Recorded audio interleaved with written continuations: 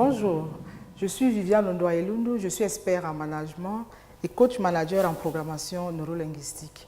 Aujourd'hui, nous allons parler d'émergence. Être un pays émergent est devenu une ambition affichée et proclamée par la plupart des pays en voie de développement. Le Cameroun l'envisage à l'horizon 2035, le Gabon et le Congo-Brazzaville en 2025, la Guinée équatoriale en 2020. Mais qu'est-ce que l'émergence? Qu'est-ce qu'un pays émergent? Les pays africains peuvent-ils devenir émergents? Et principalement, les pays de la communauté économique monétaire de l'Afrique centrale peuvent-ils devenir émergents?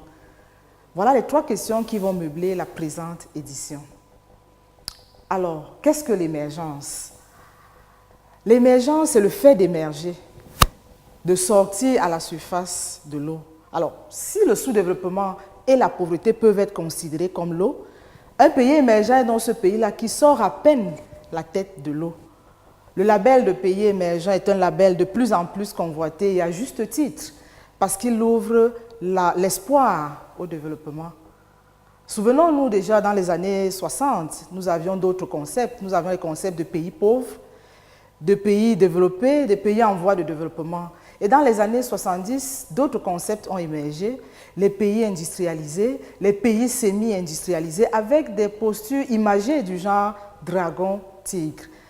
Le concept de pays émergent apparaît dans les années 80, après la crise, disons-le, dans les années 80, pour démarquer et présenter ici les pays qui ont fait des efforts particuliers pour rattraper les pays développés. Il s'agit alors ici des pays qui ont fait des progrès aussi bien au niveau de leur développement initial, au niveau de leur croissance et également au niveau de leur participation aux échanges mondiaux. Reconnaissons alors qu'il y a une différence entre le développement et la croissance. Si la croissance mesure la richesse produite sur un territoire en une année et l'évolution de cette richesse d'une année à une autre, reconnaissons que la croissance ne se préoccupe pas beaucoup des transformations sociales et notamment de l'amélioration des conditions de vie des populations. Le développement, quant à lui, s'il prend comme préalable l'existence de la croissance et donc l'existence de la richesse, se concentre davantage sur la répartition de cette richesse-là et surtout sur l'amélioration des conditions de vie des populations.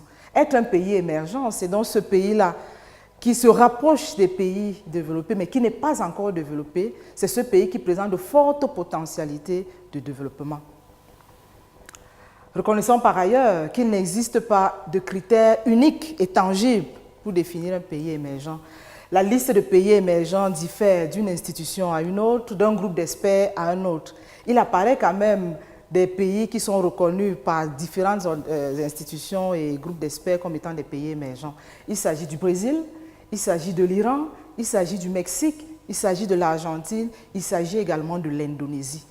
Quand on prend la cartographie de ces pays, on peut donc s'appuyer sur un ensemble de critères sociaux pour dire qu'ils sont des pays émergents.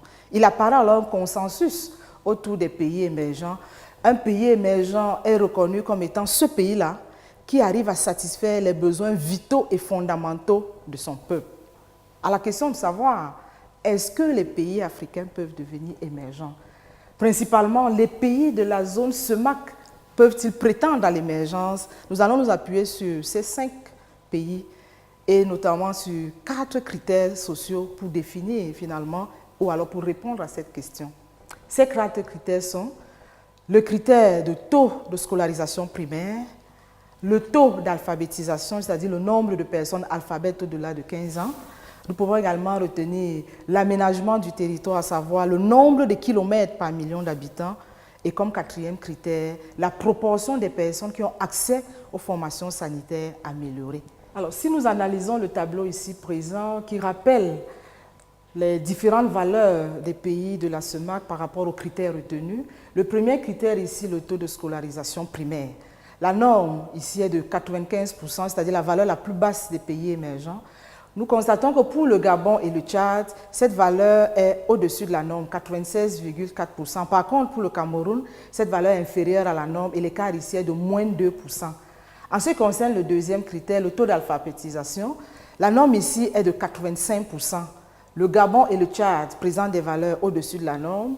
alors que le Cameroun présente une valeur en dessous de la norme de 71% et l'écart ici est de moins 14%. En ce qui concerne le critère d'aménagement du territoire, c'est-à-dire le nombre de kilomètres par million d'habitants, la norme ici est de 140 km par million d'habitants. Au Gabon, nous avons une valeur largement au-dessus de la norme qui est ici de 509 km par million d'habitants. Au Tchad, cette valeur, nous ne l'avons pas retrouvée dans les documents examinés. Au Cameroun, cette valeur de 48 km par million d'habitants, présentant ici un grand écart, représenté ici par la valeur 92. Pour l'accès aux formations sanitaires, la norme ici est de 81%, alors qu'au Gabon, elle est de 10%. Au Cameroun, elle est également de 10%, et nous voyons que c'est un indicateur qui est faiblement représenté dans les pays ici mentionnés sur le tableau, l'écart ici étant de moins 71%. Ce deuxième tableau présente les valeurs pour le Congo-Brazzaville, la Guinée équatoriale et la République centrafricaine. Si nous prenons le premier critère, le taux de scolarisation primaire, la norme ici est de 95%, la valeur au Congo-Brazzaville est de 70%, soit un écart de moins 25%. En Guinée équatoriale, cette valeur est beaucoup plus basse, elle est de 57%, soit un écart de moins 38%. En République centrafricaine, cette valeur est de 93% avec un écart de moins 2%.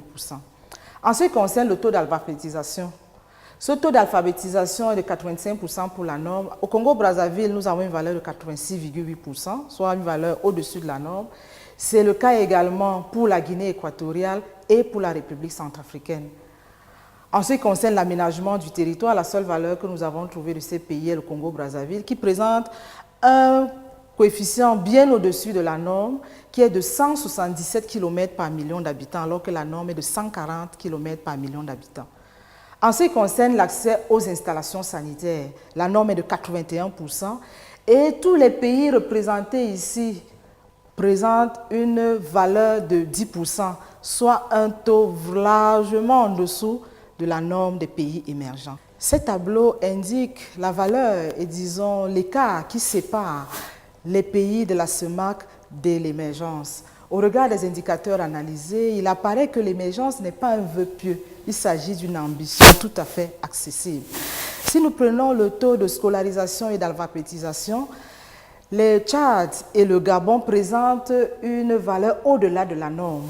Les autres pays ne s'en écartent pas beaucoup, en dehors de la République centrafricaine qui présente un taux de scolarisation très bas. L'écart ici est de moins 38%.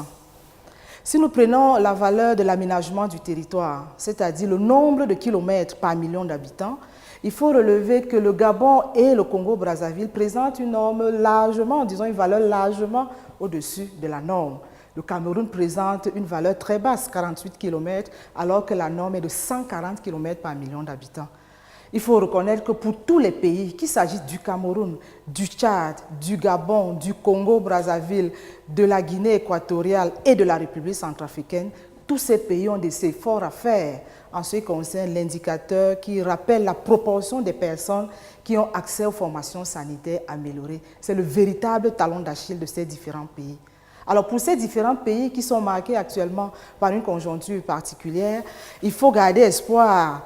Et si le plan de redressement retenu ici, comme on nous le rappelle ici et là, va protéger ces indicateurs sociaux, va protéger les projets dits pro-pauvres, nous avons donc bel espoir que l'émergence sera désormais d'actualité et toujours d'actualité. Mesdames et messieurs, si cette thématique vous a plu, parlez-en à vos collègues, à vos amis et retrouvez-moi sur cette même chaîne pour une autre édition et une thématique tout aussi passionnante que pratique.